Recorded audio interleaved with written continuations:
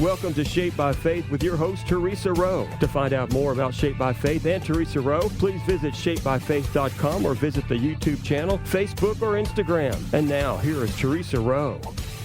Welcome to Shaped by Faith. We shape our bodies and hearts for God's purposes. My special guest today is Randy Lanham. He's the Educational Director at the Bluegrass Music Hall of Fame and Museum. That's a mouthful. He is the founder of Volunteer Owensboro and the host of Project Volunteer. It's a TV show that's shown in millions of homes. This time of the year, Randy and his brother Barry are preparing for the Lanham Brothers Christmas Jamboree fundraiser for Volunteer Owensboro. So welcome to Shaped by Faith, Randy.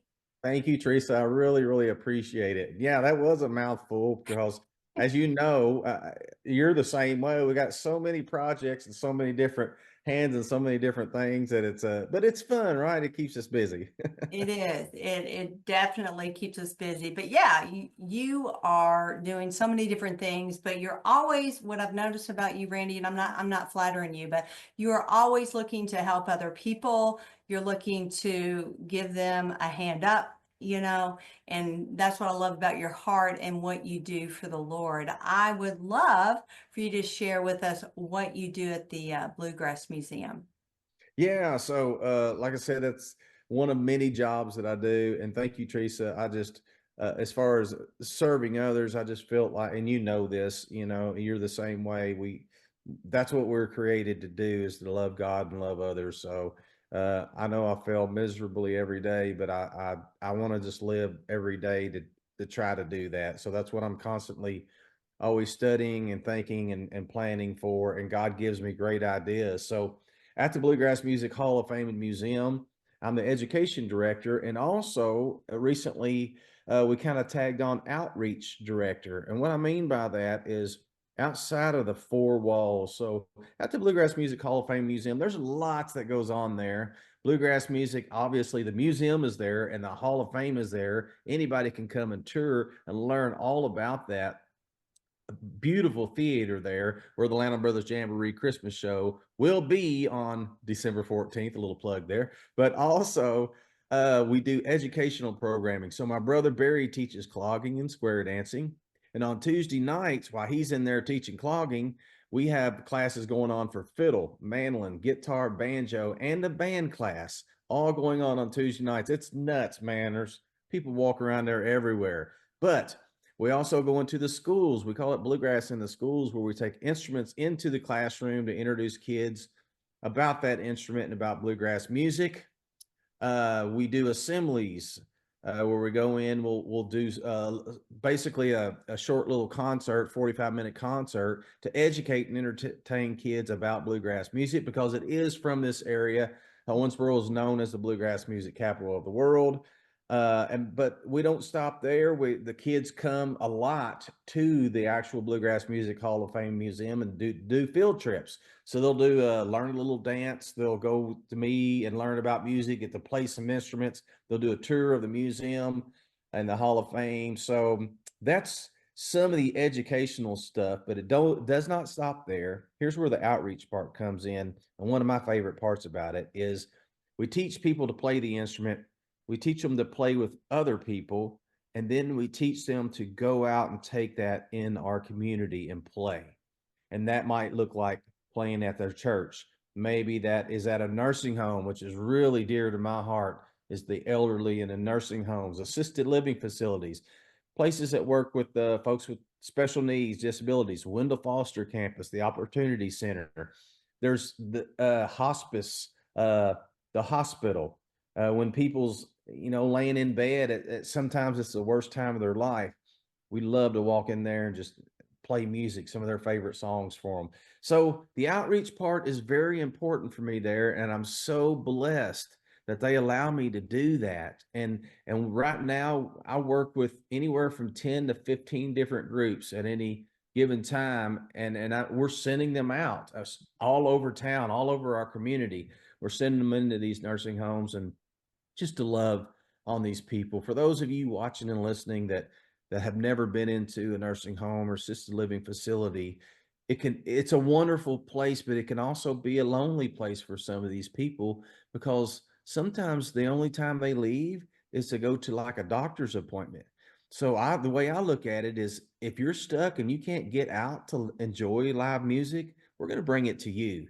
And so that's what we do. That's what I'm constantly thinking about is how can I equip people to send them out and to do the Lord's work. I mean, we're doing some church services in some of these places and doing gospel music, and it's just such a blessing to be able to do this. And I just absolutely love my job there. So that's kind of in a nutshell what we do at the Bluegrass Music Hall of Fame Museum. Oh, we got online lessons at bluegrassmusicacademy.org as well Yes, if you you want to learn do. fiddle, mandolin, or guitar from me. I think I said it all. You know what? You're raising up disciples for Christ to go out into the world. Have you thought about that? I mean, that's what Yes, you're doing. And you're doing it with the gifts and the talents that God has gifted you with, but also with other people. And so you're raising up these disciples for Christ to go out and share the good news with others, whether it be a smile, a music, a song. How are you doing? All of that matters. All of that counts. So that's awesome. All right, let's thank talk you. about your very first Christmas Jamboree. Can you remember it and what Yeah. did you do? Well, the What was it first like? Lanham Brothers Jamboree. So Barry and I both are teachers. So we have been teaching in the school systems around the Davis County area, well, other counties as well. We've been all around the state of Kentucky, but mostly in Davis County.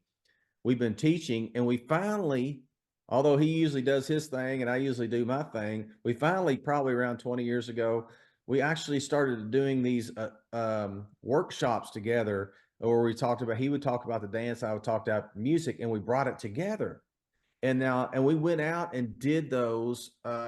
And after a couple weeks of doing those together, Barry and I was like, this is kind of fun, us working together. We've always worked separately. But when you're talking about the dance and teaching them that, and I'm talking about the music, I wonder if we could bring these together for some kind of show because it's traditional, it's music, it's traditional. You got bluegrass, traditional country, gospel music, and then he's teaching the traditional clogging and square dancing. So we said, hey, let's do it. We had an opportunity to do it as a fundraiser in Muhlenberg County at the Merle Travis Center.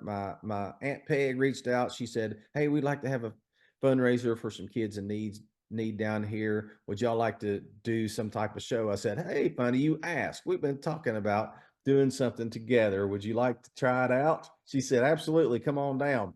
That was our first ever. That was around 20 years ago. And I remember thinking, I don't know how this is going to go. But it was almost completely sold out. They had about 300 seats. And we Wow. thought, well, people are here. What are we going to do? Let's rock and roll. But it turned out good and it was fun. It was good, wholesome, family, fun, entertainment.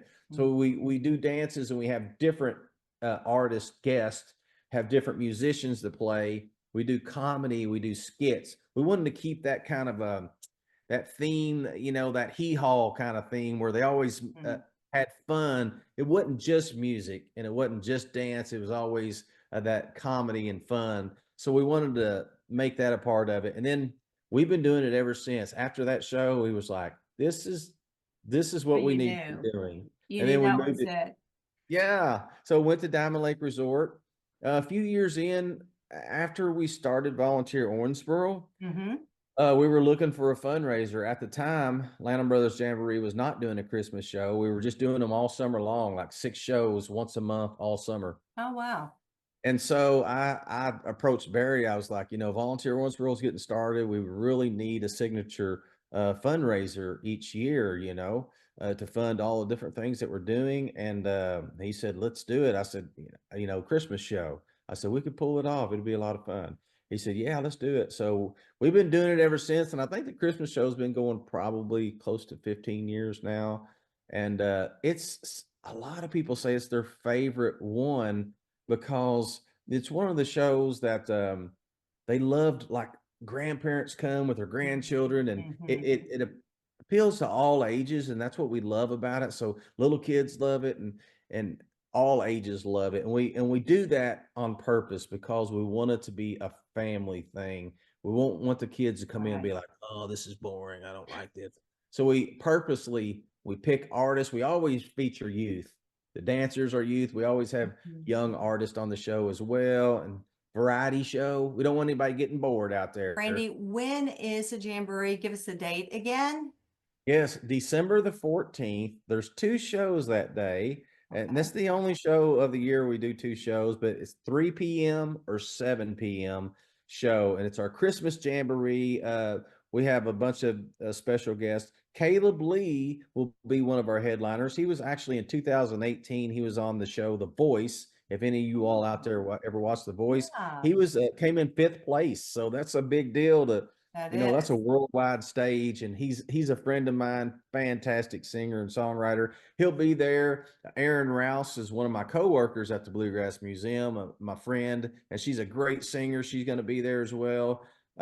We have the Blue Bridge Boys, which are some of my students, 12 and Yeah. 13 years old. They're super talented young men, and they're so awesome. They're so talented and so entertaining, and I can always talk them into doing funny little silly skits, which we got one planned and you should come check it out. But anyway, Yeah. yeah. And then Barry's got his cloggers, the Footstompin Express cloggers. They always do a terrific job. They do traditional dances, but they'll play a newer song and do a dance to that. So they like to mix the old with the new. And Mhm. it's a lot of fun. Of course, the comedy and skits, like I mentioned, and we do a crowd interaction thing where we get some people from the crowd and get them up on stage and let them be a part of some funny little skit. That's always a big hit as well.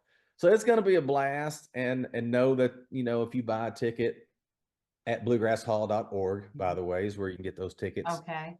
That ticket is going to support Volunteer Owensboro. But yeah, the show is it's just a blast. I don't know. It's a family show, Yes. and it's on the country feel. So when I say country, there's bluegrass instruments. We got dobro, banjo, mandolin, fiddle, acoustic guitars, upright bass, a big upright bass player, and then Hmm. we do a lot of classic Christmas music.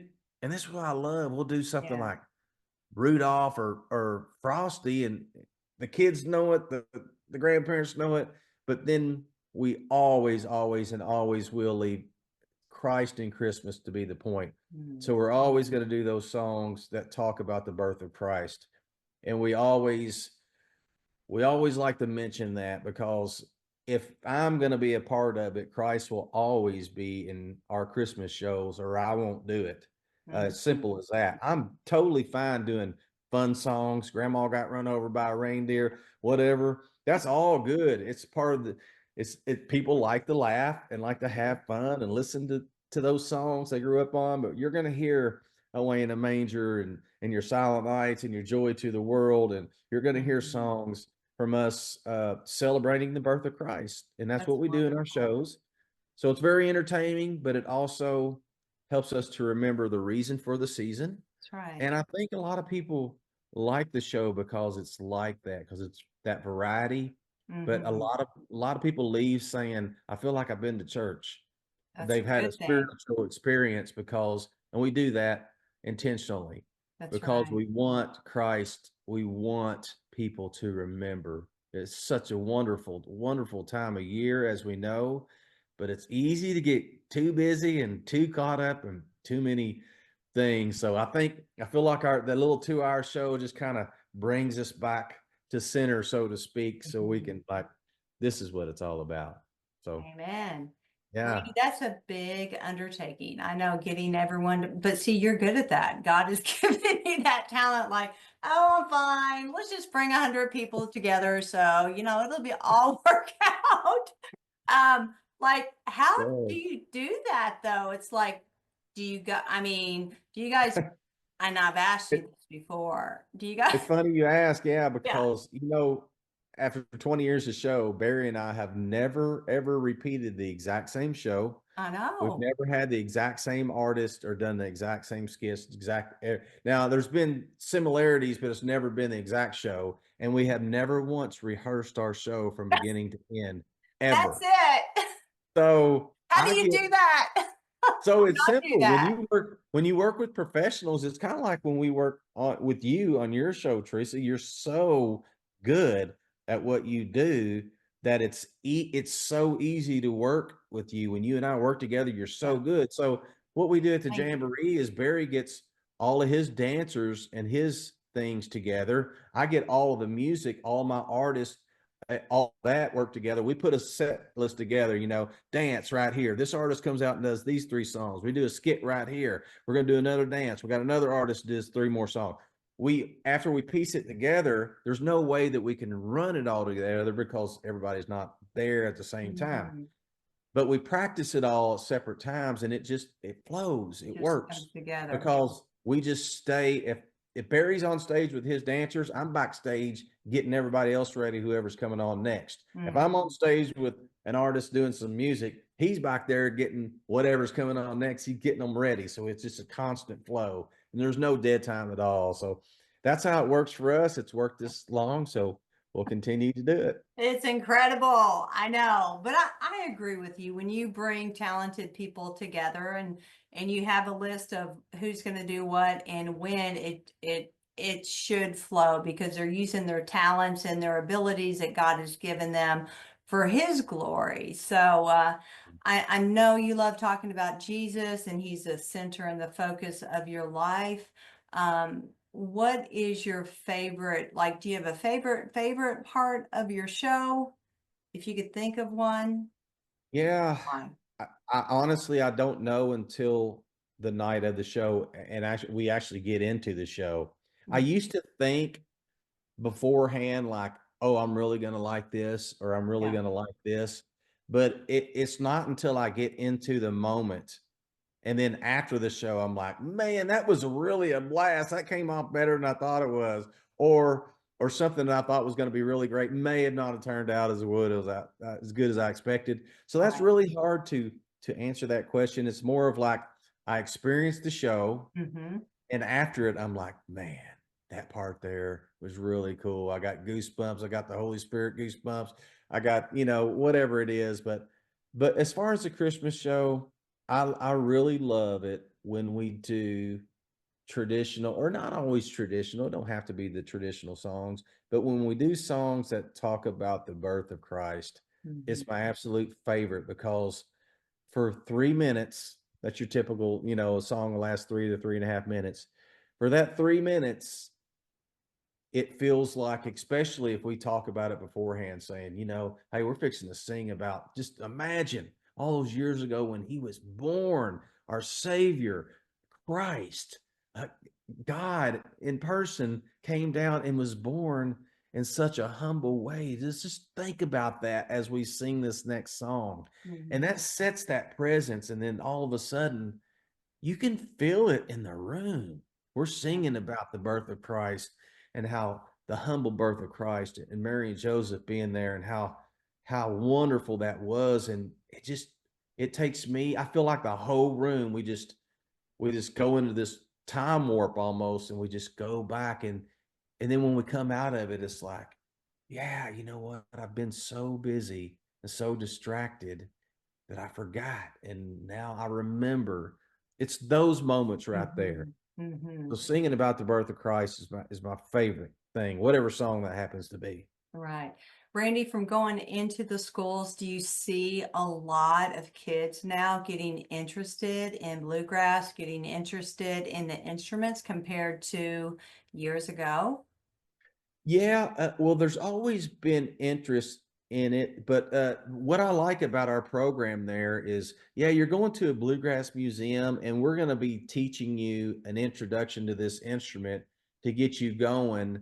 But the roots of what you're learning, if you're not a fan of bluegrass music, it doesn't matter because we're teaching you really fundamental parts of learning whatever instruments you're learning, and you can learn any style of music you want to from that. Right. So we're seeing a lot of people come through that want to learn an instrument. They're good learning some bluegrass music, and I see a lot of them go on to play in rock bands, to play at their church and play contemporary Christian. They can use it for whatever they want Right. after that. But what I'm seeing the most of here recently that I didn't used to see years ago is more people doing the outreach. And that was because I had to intentionally, I always encouraged my students for the last 20 years. I always encouraged them, hey, get out and play in the nursing homes. Oh, But I had to step up as a leader and start deciding I'm going to have to train other leaders to take this role on and to take the reins, so to speak, and to lead these groups in. And that's what I'm starting to see now. And that's what I love the most. oh, that's Absolutely awesome. love it. Why don't you share what Volunteer Owensboro is in your heart for this organization? Well, it's another ministry. Me and Wayne Moore started this organization several years ago when we were volunteering at several places, and we saw all these wonderful nonprofit organizations around the Owensboro, Davis County area, but yet they were all needing volunteers. And it struck me as funny because I'm thinking, I once looked it up and discovered in Davis County alone, there's 150 churches. Wow. 150 in Davis County alone. I thought, I go to church every Sunday and I'd listen to the word, and it told me to get out there and do something about it. So I couldn't sit there any longer and not do something.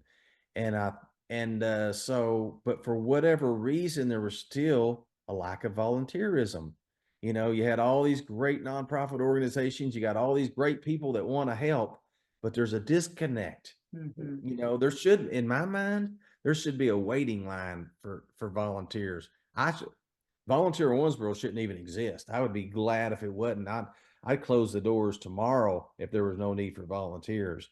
But what I've discovered is people need leadership. They need inspiration. They need knowledge. They need to be educated. They need to know what's out there. They need to know that they can do this. I think there's so many unknowns. If you say, for instance, hey, come to this homeless shelter and cook supper for these homeless people, some people's minds automatically like, man, I've never done anything like that. I'm really uncomfortable. I've not experienced that. That's just not something I think that I could do. This is just an example, right? Or a nursing home. I don't know about going in a nursing home. I don't really know those people. I don't know you can take whatever that is. People are not comfortable. So we discovered that years ago. So when we started Volunteer Owensboro, it's like, how can we connect these people? First of all, they need to be educated. They need to know about everything going on. Created the website, list like 70 something places that you can volunteer. So that's the first thing we did. Let's let people know what there is out there. And if you can't take somebody into the doors of a nonprofit and physically show them, video is the closest thing you can do. So we said, let's start creating these videos to let people see real volunteers doing real things. From there, as you know, as the co-host for so many years, we did Project Volunteer TV, which is still being shown on NRB TV nationwide. Nowadays, we do it a little differently. It's not so much for the networks as it is for social media, so shorter videos. And we don't do, as you know, with Project Volunteers, we did the full show. We'd go into a nonprofit, learn about them, and do the different volunteer opportunities. So it was a 26 to 28-minute show. Nowadays, we were filming these tiny little bitty pieces of everything. It might be talking to a director and then a volunteer, spotlighting a volunteer. We've bringing back Surprising Heroes, where we're honoring special volunteers. So it's gone from these long content shows to now there's all these little ones, and it's mostly social media. So if you follow Volunteer Owensboro on social media, you're going to see us all over the place. I tell people sometimes it's like, we're kind of like a news outlet for nonprofits. Nonprofit news station is what we are. So if you follow us on social media, you're constantly going to be learning about, you're going to get stories, you're going to get inspired, you're going to get educated. And there ain't no reason for you not to be volunteering, because there's plenty of places to do that. You just got to find your niche. That's right. So again, Brandy, where can they find all of this information compiled into one place? VolunteerOwensboro.com will give you the list. It gives you the programs we got going on. It gives you everything. And then the Christmas show again is Saturday, December 14th. There's a 3 p.m. and 7 p.m. show. Lots of great guests, dance, singing. You can get tickets at bluegrasshall.org if you want to support us. But volunteerowensboro.com is where you can find out about all of our programs. And I did not even cover them all. There's so many things we do. You're just gonna have to go there and find out, and follow us on social media, because there's a lot of information. Yeah, goes on there. and people, they get their information from those little snippets, those little sound bites, and those little video clips. So it just catches their attention. I know we've got like a minute and a half left, Randy, and I know you can be long-winded, but do you have an inspirational story you want to share with us before we go? Yeah, I'll tell you, my inspiration is every time I get a chance to personally volunteer. What I do a lot of is I love to volunteer at the homeless shelters. So I fixed a meal at Patino Shelter recently. I got to go in there and witness 180 people come through hungry one day. Go to nursing homes all the time, and I share music and I watch residents cry. I get moved by the fact that God can use somebody like me. And not everybody has musical talent, and I get that, but anybody can go and sit and talk and listen to a lonely person, or God has given us all things. I get the greatest joy wherever it is, at the Bluegrass Museum, when I'm teaching a kid that, that could not maybe learn in another way. Every time I get those little glimpses of like God saying, Randy, I'm using you in this moment right now, it humbles me, because for him to be able to use me to do anything good, for any of us to do anything good, is just amazing. He don't need me to do it. He allows me to do it. And that's my greatest joy from day to day, whatever I'm doing. Well, thank you for sharing. And we should all be doing our part. We should all be out there doing what God has called us to do. And it's always good. And it always benefits others, and it always points people to Jesus. Randy, thank you so much. You're always a wonderful guest on Shaped by Faith.